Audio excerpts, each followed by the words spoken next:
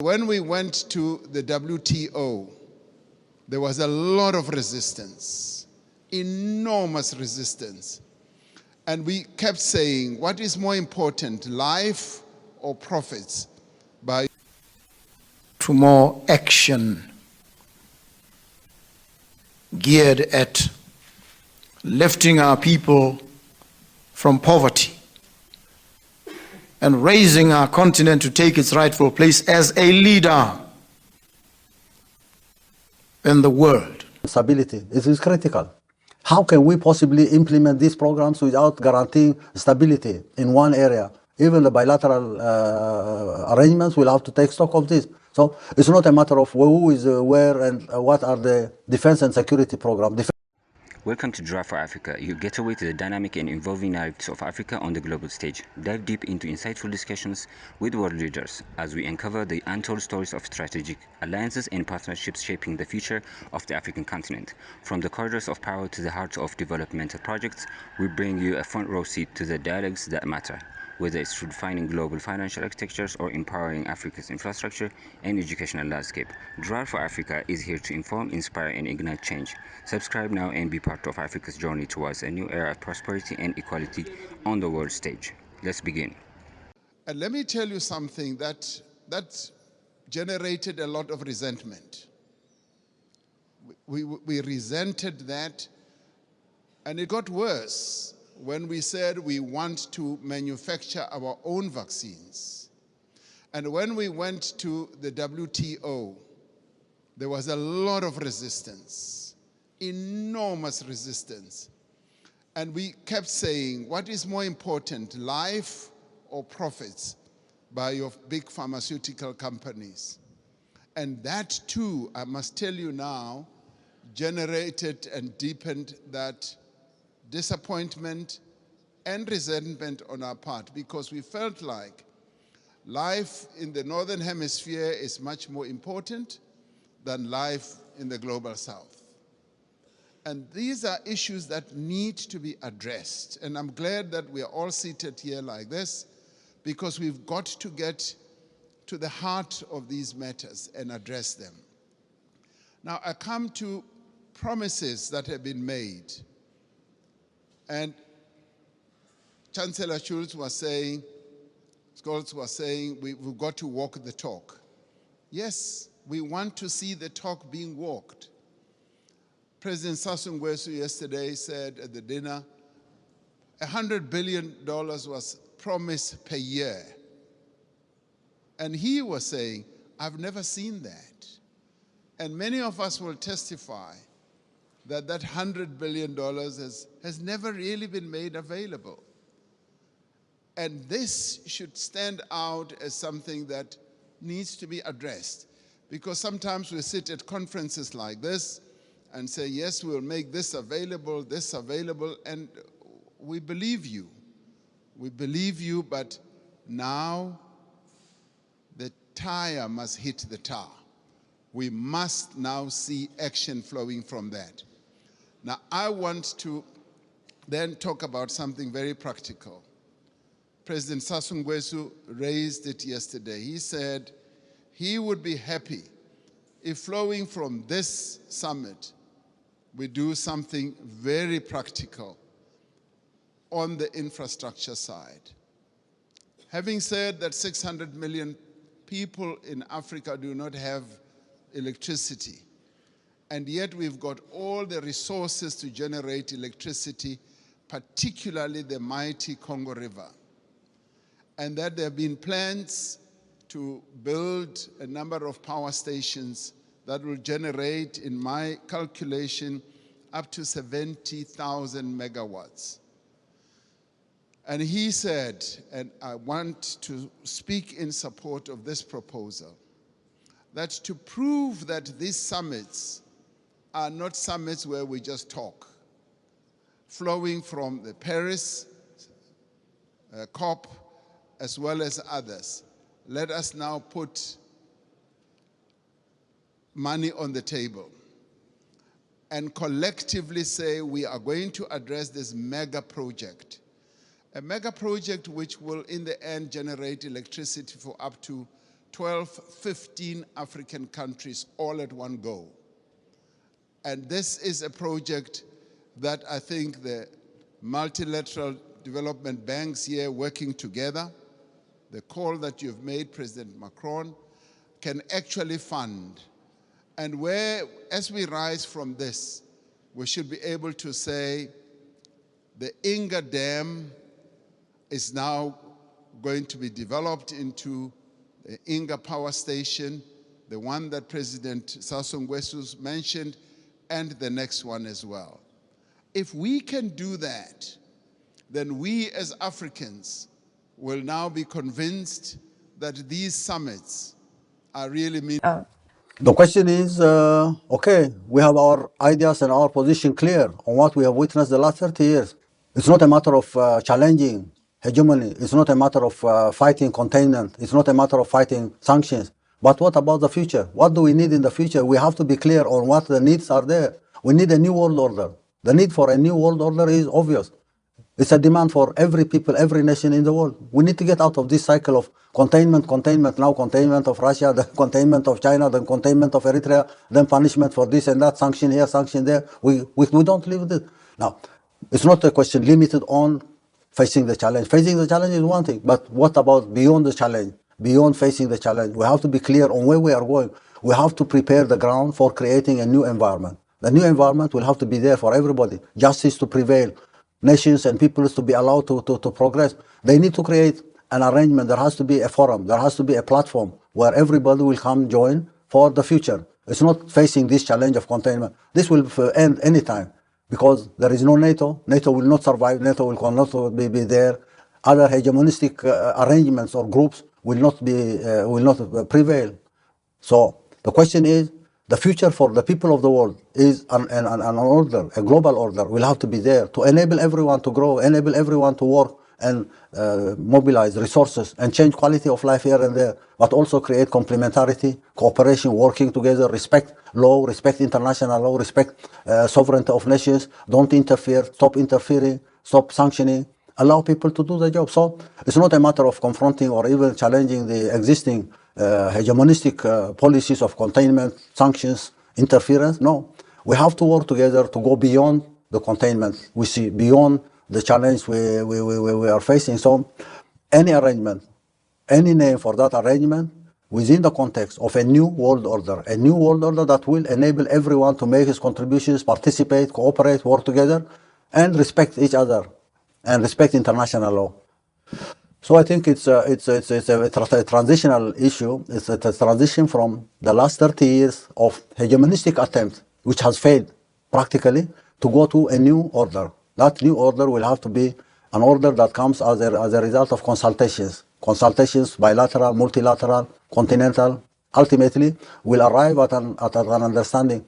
And the fundamentals are very clear. But how do you structure this arrangement? How do you structure this global partnership is what is under discussion now, and I can see it's a very healthy way of not only facing the challenge of the day, but also beyond that to create an environment conducive for future generations in the other. How do you assess the development of military and technical cooperation between Russia and Eritrea?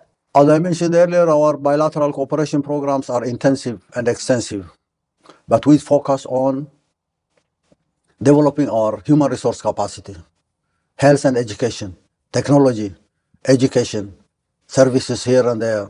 How can we design programs for the future? But you may need resources, financial resources, equipment, machinery, this and that, but ultimately you have to have the human resource for implementing programs. Our cooperation programs in the field of education, training, vocational technical training, research and development, and ultimately we'll have to equip the future generation to not only face the existing immediate challenge, but build a future based on knowledge, future based on skills and occupations that are capable of mobilizing resources and utilizing resources. So one of the areas of focus in our bilateral partnership with the Russian Federation is to engage in developing our human resource and capacity so that it's enabled to implement programs agreed on this or that sector or this and that industry.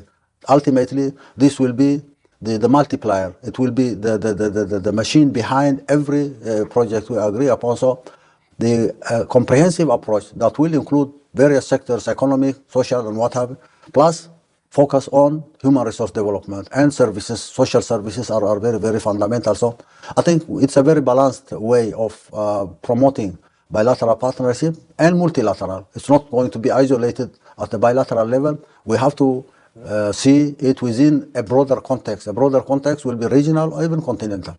I see, but still military and technical cooperation will be one of the fields of cooperation between our countries.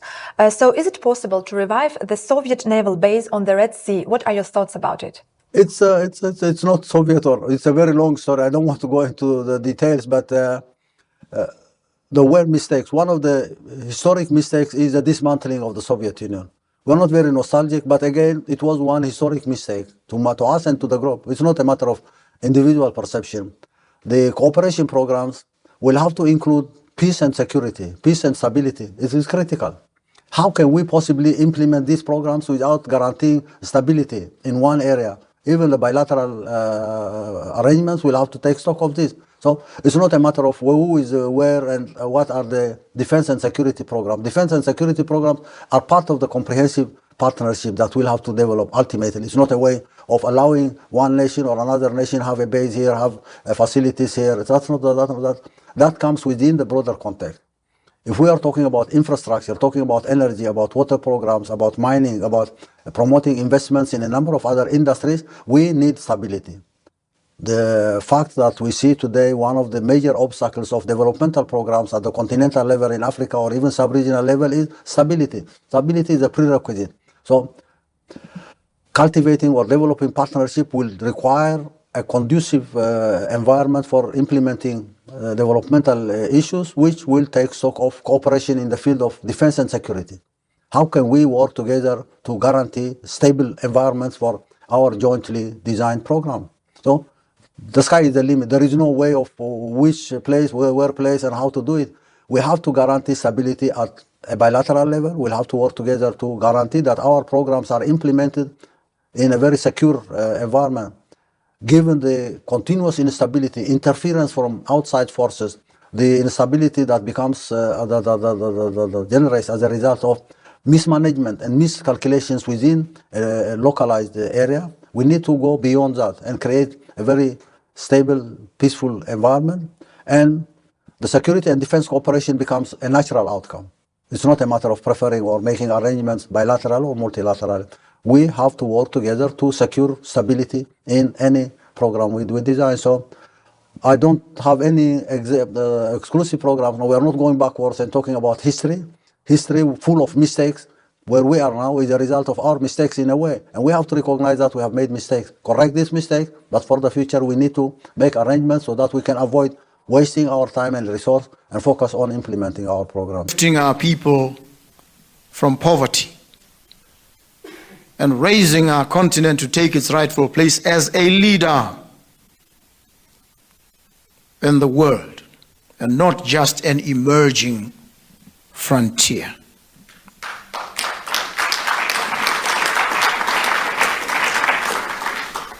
The theme of your conference, Securing Africa's Economic Future Amidst Rising Uncertainty, could not be more relevant. We appreciate, and we need constantly to remind ourselves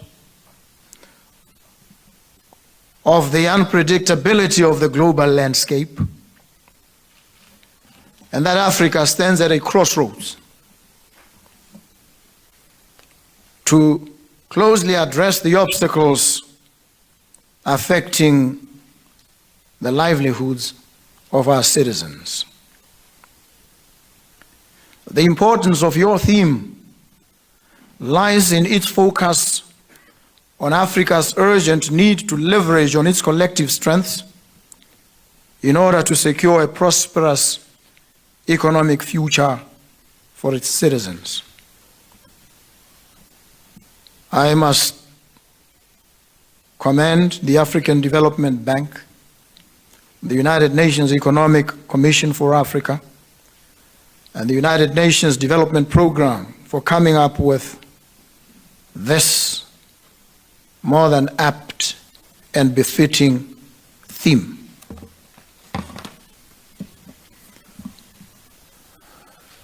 Distinguished ladies and gentlemen, the global economic environment remains volatile with rising inflation, supply chain disruptions, tightening monetary policies across developed economies, and these impact our own fiscal stability. The threat of climate change always looms large on the horizon, threatening our agricultural productivity and livelihoods. In addition, geopolitical tensions, Africa's challenges rooted in internal conflicts, regional disputes, and global power struggles also present challenges. These present challenges to Africa's economic development. Navigating these challenges during these uncertain times requires a multifaceted approach that addresses human development, geopolitical, economic, environmental, and other challenges in a holistic manner. Notwithstanding all these, there is hope yet. Amidst this rising uncertainty, Africa still has unique prospects which, if harnessed effectively, can transform challenges into opportunities for the continent, not only to survive, but also, and more importantly, to thrive.